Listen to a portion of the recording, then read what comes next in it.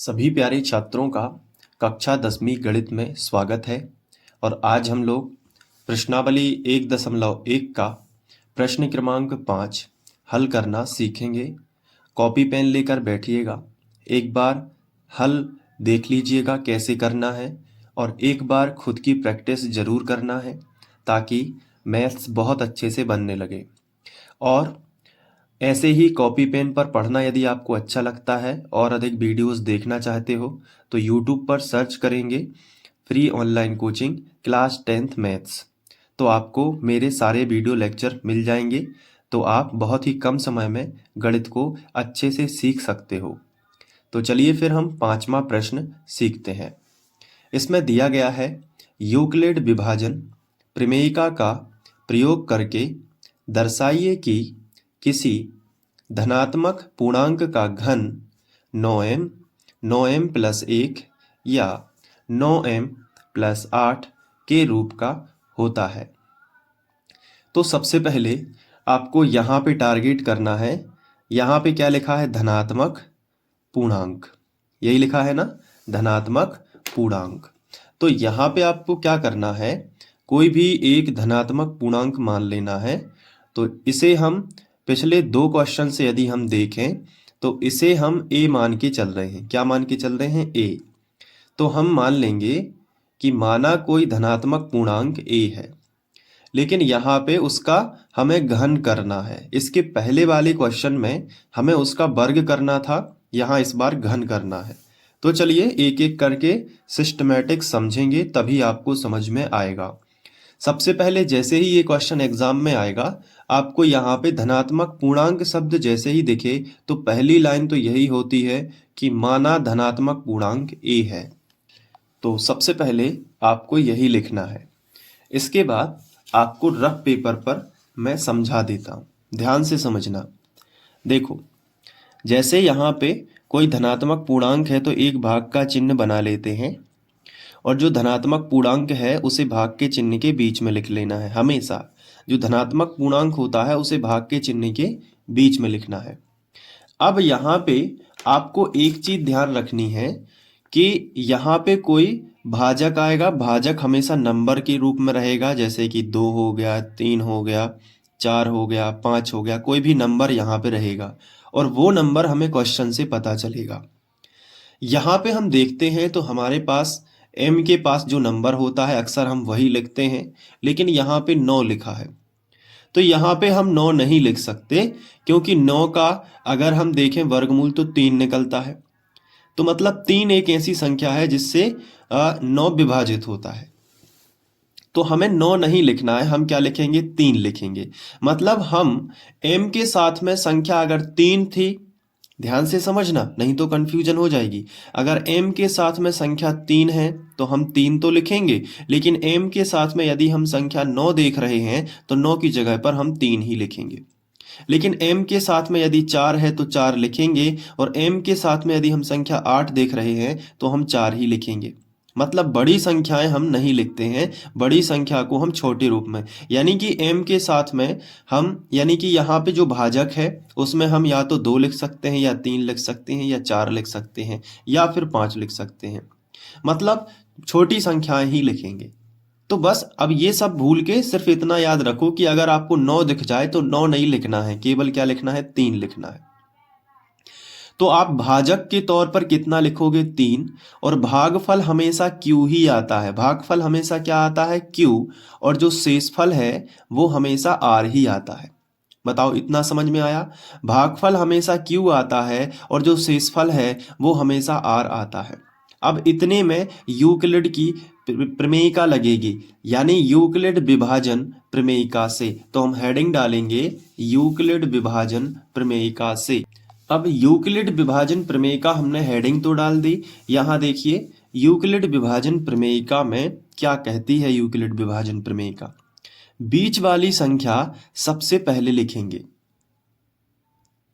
फिर लगाएंगे बराबर का चिन्ह, फिर अगल बगल वाली संख्याएं लिखेंगे गुणा में, यानी 3 को q में गुणा करेंगे तो आएगा 3q। और प्लस में हमेशा शेषफल लिखा जाता है। शेषफल बताओ किस में लिखा जाता है? प्लस में लिखा जाता है। तो इस तरीके से आपको कर देना है और इसे आप समीकरण 1 बना देंगे। समीकरण 1 बनाने के बाद अब आप सोचोगे आर के संभव मान के बारे में। आर के कौन कौन से मान हो सकते हैं। ध्यान रखना है कि जो आर के मान है ना, वो भाजक से हमेशा छोटे होते हैं। भाजक क्या है अपना 3, तो भाजक से छोटे या तो 0 हो सकता है, या तो 1 हो सकता है, या फिर 2 हो सकता है। ये 3 अंक ही हैं 3 से छोटे, 0, 1 या 2। तो ये आर के संभव मान है। तो आने वाले स्टेप में हम लिखेंगे आर के संभव मान। तो यहाँ पे आर के संभव मान है आर बराबर 0, 1, 2। तो ये आर के जो मान है एक एक करके रखेंगे और इस धनात्मक पूर्णांक का हम घन करते जाएंगे, जैसा हमने वर्ग किया था इसके पहले वाले क्वेश्चन में। तो अब हमें रफ को इस तरफ रखते हैं और लिखेंगे कि आर बराबर 0 समीकरण 1 में रखने पर। इस तरीके से हम हेडिंग डाल देंगे। चलिए अब यहाँ से लिखना स्टार्ट करेंगे। सबसे पहले क्या आएगा ए, तो ए, फिर लिखा है बराबर का चिन्ह, तो बराबर का चिन्ह लगा लेना। फिर कितना लिखा है 3, तो पहले लिख लो 3, और फिर क्या लिखा है क्यू, तो फिर लिख लो क्यू। फिर लगा है प्लस, तो प्लस का चिन्ह लगा लेना। फिर क्या लिखा है आर, आर की जगह पे कितना रखना है 0, तो 0 रख देंगे। तो इस हिसाब से 0 का तो कोई मतलब नहीं है प्लस में, गुणा में होता तो भी गुणा हो जाता, लेकिन प्लस में कोई मतलब नहीं है। तो ए बराबर हमें मिलेगा 3Q, 0 को हटा देंगे। लेकिन हमें क्वेश्चन में कहा है कि धनात्मक पूर्णांक का हमें घन निकालना है। तो हम क्या करेंगे, यहाँ पे दोनों पक्षों का घन करने पर, तो यहाँ पे दोनों पक्षों का हम घन करने पर इस तरीके से लिख देंगे। तो इसका भी घन करेंगे और इसका भी, तो क्या आएगा, ए का घन ए घन ही आएगा। लेकिन 3Q का जब हम घन करेंगे तो आएगा 3Q का इस तरीके से घन। अब आगे बढ़ते हैं, ध्यान से समझते जाना। ए घन ज्यों का त्यों, बराबर लगा है तो बराबर लगा दो। 3Q का घन समझते हैं कैसे आएगा। तो यहाँ पे हम समझते हैं, देखो 3Q हमने लिखा कितने बार, 3 बार। 3Q गुणित 3Q गुणित 3Q, 3 बार लिखा।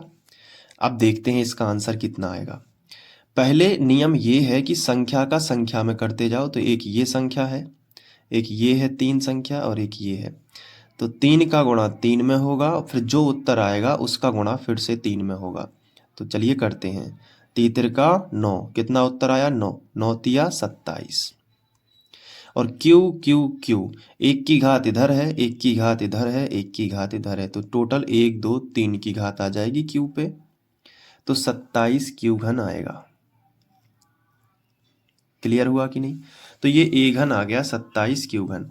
अब क्वेश्चन में से हमें पता चलेगा कि यहाँ पे कॉमन क्या लेना है। तो देखो क्वेश्चन पे चलते हैं।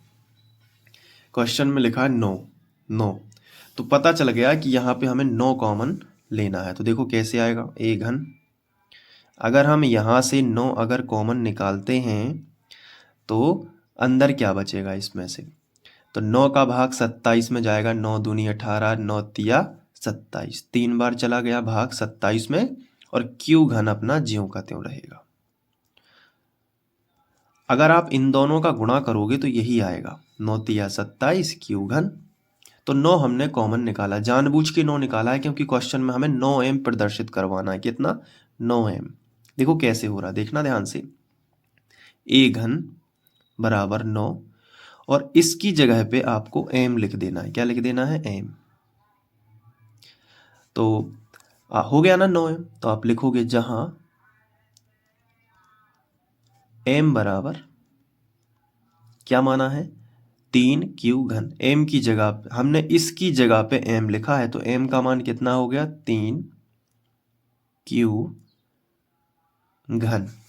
तो आप लिखोगे, इसको कोई समीकरण बना दो, जैसे 2 बना दो, ताकि हम एंड में लिख सकें कि समीकरण 2 3 से स्पष्ट है कि ये प्रदर्शित करता है। तो इसको हमने क्या बना दिया, समीकरण 2। आगे बढ़े, ठीक है। अब फिर से चले जाओ समीकरण 1 में और r के संभव मान रखते जाओ। अभी हमने 0 रखा तो हमें इतना मिल गया। देखो 0 रखने से क्या मिला, ये मिल गया, ए घन बराबर 9m। आगे बढ़ते हैं।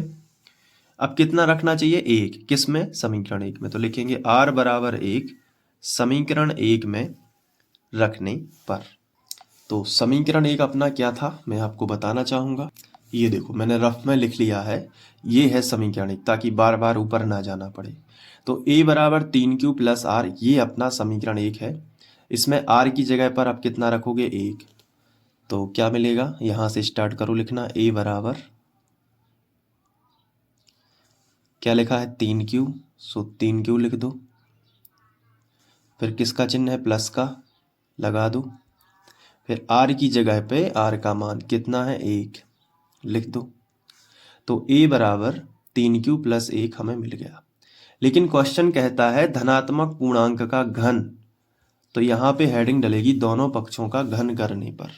इस तरीके से हेडिंग डल जाएगी दोनों पक्षों का घन करने पर। इसका भी घन कर दो और इसका भी घन कर दो, तो आएगा a घन बराबर 3q प्लस 1 का घन। इस तरफ भी हो गया। अब a घन को तो हम लिखते जाएंगे, लेकिन यहाँ पे थोड़ा सॉल्व करना पड़ेगा।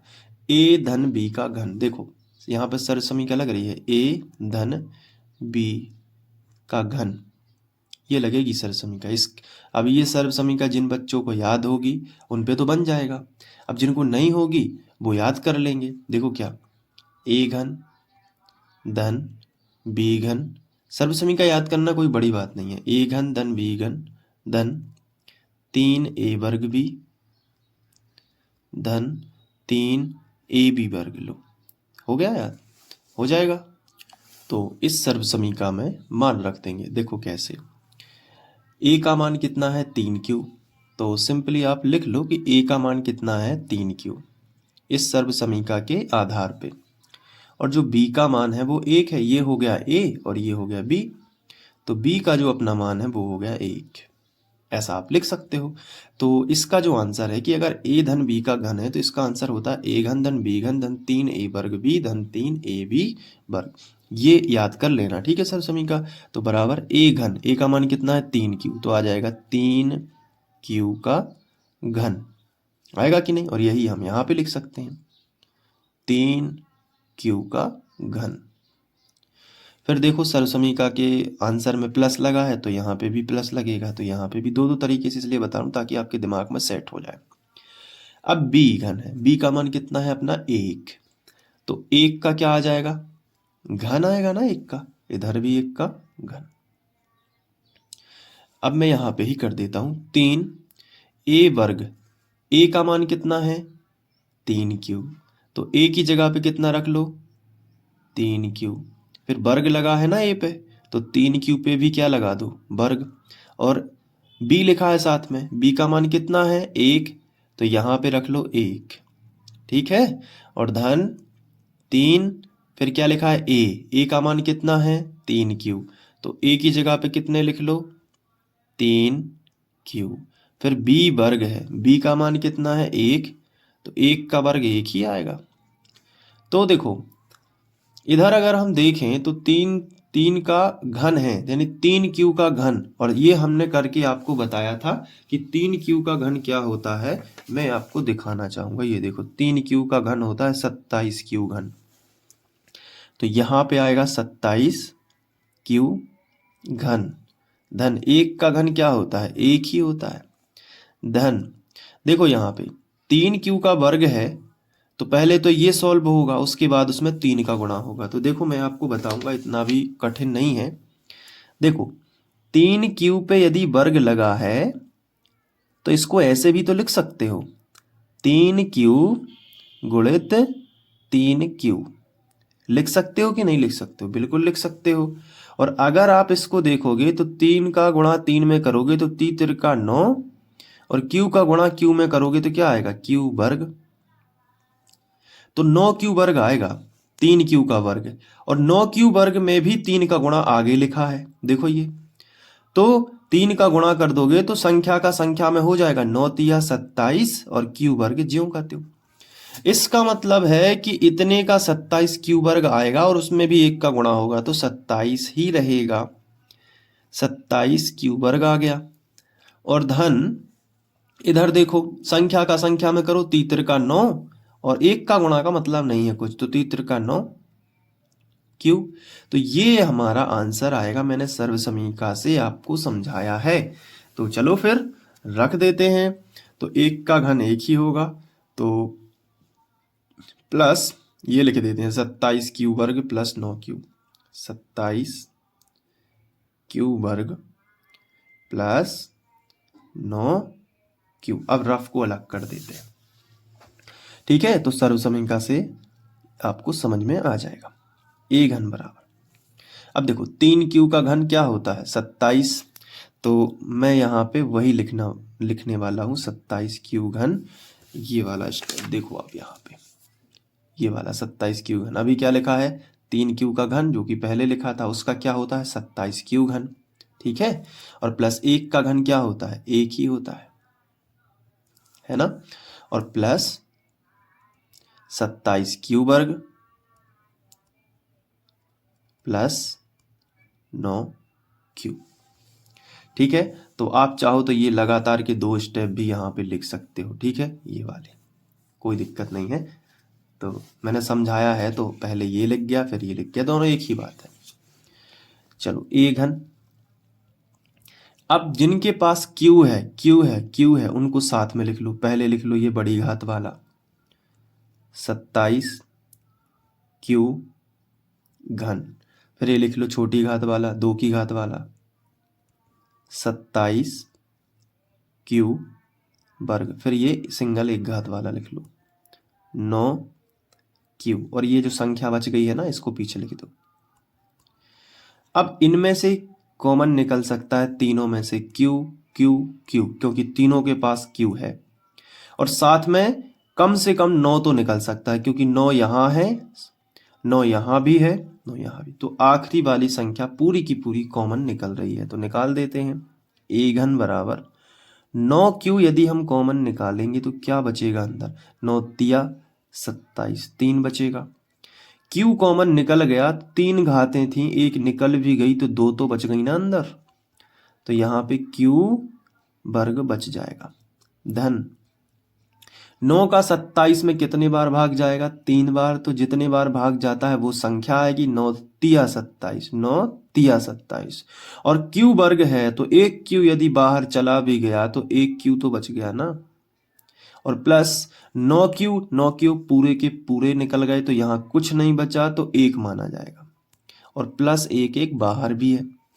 तो देखो अब ध्यान से, ये पूरी संख्या जो है, इसे हम यदि m मान लें, 9 छोड़ के, 9 के बाद q से लगा के यहाँ तक, ये पूरी संख्या क्या मान लें यदि हम m, तो ये हो जाएगा ना 9m प्लस 1। तो यही हम यहाँ पे बताना चाह रहे हैं। तो चलिए फिर कर लेते हैं। a घन बराबर 9 लिखा हमने ज्यों का त्यों, लेकिन इतने पूरे को हमने m मान लिया, तो 9m और प्लस में क्या है ये 1। आप लिखोगे जहां m बराबर क्या है q, ये पूरा, ठीक है। तो लिख लेते हैं q, कोष्टक में लिखा है 3 q वर्ग प्लस 3 q प्लस 1, ये पूरा लिख लेना। क्लियर। अब इसको आप कोई भी समीकरण बना दो, जैसे इसको बना दो समीकरण 3, क्योंकि 2 हमने बना दिया है, तो ये 9m प्लस 1 के रूप का हो गया है, जैसे हमसे क्वेश्चन में कहा गया है कि 9m, तो ये भी प्रूव हो गया है, 9m प्लस 1 ये भी प्रूव हो गया है। अब ये वाला और रह गया है 9m प्लस 8 के रूप का, तो इसको भी करेंगे। तो फिर से अब हम अपने समीकरण 1 पर वापस आएंगे और r के संभव मान रखेंगे। तो इसको साइड में रख के इसको आगे बढ़ाते हैं, ठीक है। अब हम लिखेंगे, पहले आपको दिखा दें थोड़ा सा, ये देखो, ये समीकरण 1 है, इसमें r बराबर 0 रख दिया तो हमें मिला 9m, ठीक है। r बराबर 1 रख दिया तो हमें मिला 9m प्लस 1। अब r बराबर 2 रखना है, किसमें समीकरण 1 में, तो लिखेंगे r बराबर 2 समीकरण 1 में रखने पर। तो ये हमने लिख लिया और ये है हमारा समीकरण 1, केवल इतना देखना है, ये है समीकरण 1। तो r की जगह पे 2 रखेंगे, तो a बराबर 3q, और ये जो r है ना, इसकी जगह पे कितना आ जाएगा 2। ये हो गया। अब दोनों पक्षों का हमें घन करना है, क्योंकि क्वेश्चन में ही लिखा है, आपको क्वेश्चन दिखा दें, धनात्मक पूर्णांक का घन। तो क्वेश्चन में ही लिखा है, इसलिए हम क्या करेंगे, दोनों पक्षों का घन करने पर। तो हमने लिख दिया, अब लगा भी देते हैं। 1 पे भी हो जाएगा घन, और इधर 3q प्लस 2 पे भी क्या हो जाएगा, घन। चलिए, अब इसको तो हम ज्यों का त्यों लिखेंगे a घन, लेकिन इस पे देखो, अब a धन b का घन, वही सर्व समीकरण लगेगी। तो रफ में देख लेते हैं, a धन b का घन, इसका होता है a घन धन b घन धन 3 a वर्ग b धन 3 a b वर्ग, यही होता है ना। बस इसमें अब मान रख दो। a का मान बताओ कितना, पहली संख्या a का मान, a बराबर आपका है 3q, और जो b है उसका मान कितना है, 2। ठीक है, अब रखेंगे, चलो यहाँ पे फेयर में रखेंगे डायरेक्ट, a घन यानी 3q का घन,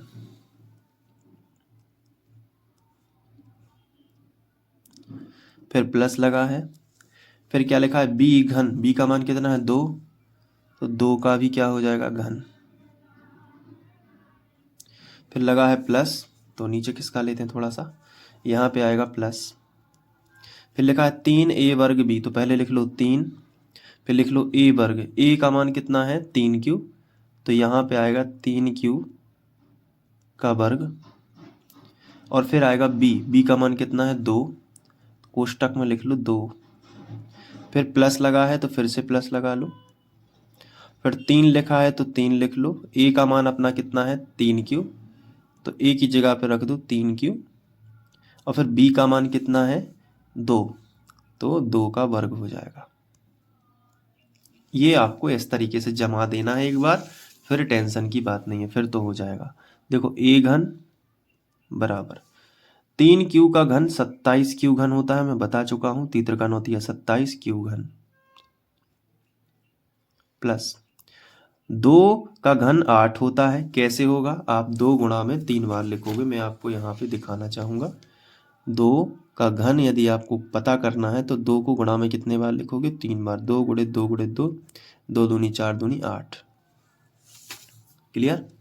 तो 8 प्लस ये देखो 3q का वर्ग, पहले इस 3 को लिख लो, नहीं ऐसा कर लो, 3 त्रिका 9, 9q वर्ग आ रहा है, और 9 का गुणा 3 में होगा तो 27q वर्ग हो जाएगा। ये आया समझ में, नहीं आया, देखो यहां समझो ध्यान से, ठीक है। 3q का वर्ग है तो उसका तो आंसर आएगा 3 का भी वर्ग, यानी 3q गुणे 3q लिखा है असल में वो। तो संख्या का संख्या में करो, 3 त्रिका 9, और q का q में करो तो क्या हो जाएगा, q स्क्वायर। तो ये 9q स्क्वायर तो आ रहा है, इसका अकेला, इसका गुणा 3 में होगा जो आगे लिखा है, तो 9 तिया 27q वर्ग होगा, और 27q वर्ग के साथ में अभी 2 और लिखे हैं, तो यहाँ पे कोष्टक में 2 लिखे रहने दो, अगले स्टेप में कर लेते हैं, ठीक है। प्लस इधर देखो 2 का वर्ग कितना होता है, 4, 4 तिया 12, और 12 तिया 36, तो 36q टोटल। देखो फिर से समझो, 2 का वर्ग 4, संख्या का संख्या में करो, 2 का वर्ग 4, 4 तिया 12, 12 तिया 36, q ज्यों कहते हो। अब इसमें थोड़ा एक स्टेप और हम बढ़ाएंगे, और क्या लिखेंगे, 27q घन, q वाले पास में लिख लो। अब ये एक q वाला है और एक, तो वर्ग वाला पहले लिखेंगे, लेकिन इसको थोड़ा सॉल्व करेंगे। 27 दूनी 54 कर लो, पहले संख्या का संख्या में कर लो, 27 दूनी 54, फिर q वर्ग आएगा, और फिर ये 36q लिख लो, और फिर ये 8 लिख लो आखिरी में। आया समझ में, हाँ ऐसे ही करना है। अब इन तीनों में से कॉमन निकालना है, ऐसी संख्या जो तीनों में हो।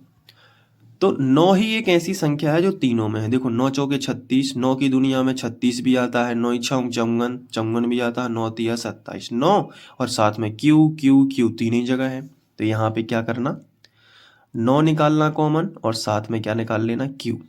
तो क्या बचेगा, 9 तिया 27, 3 बचेगा यहाँ पे, 9 तिया 27, 3 बार गया, और q घन है, एक q निकल गया तो 2 बच गए अंदर, तो 2 लिख लो। फिर देखो 9 6 54, 6 बार गया और क्यू वर्ग है, एक क्यू निकल गया तो एक क्यू बचा, और 9 चौके 36, 4 क्यू पूरा का पूरा बाहर ही निकल गया तो 4 बस बचे, प्लस में कितना आ गया 8। ठीक है, ऐसे करना होता है। अब देखो ए घन बराबर 9 लिखा रहने दो, इसको पूरे को m मान लो।